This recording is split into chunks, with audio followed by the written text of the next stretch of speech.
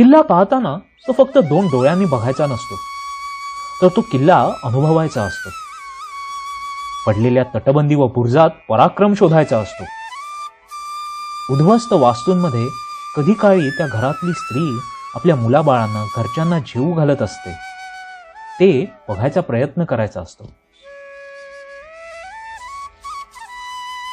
किल्ल्यावरील महादेवाच्या, गणपतीच्या, मारुतीच्या मंदिरात पराक्रमी पुरुषांनी पूजा केली असेल, या सर्व गोष्टी मनोमन स्मरून किल्ला पाहायचा असतो.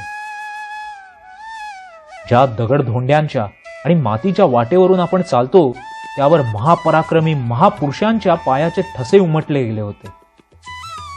छोट्या छोट्या गोष्टींचा विचार करून गड बांधणाऱ्या पूर्वजांच्या आणि असंख्य कुशल कारागिरांच्या पावलांचे ठसे सुद्धा इथे उमटले गेले आहेत. गडावर फिरताना या सर्व गोष्टींची जाणीव मनात आणली की एका वेगळ्या रूपात किल्ला आपल्याला दिसू लागतो.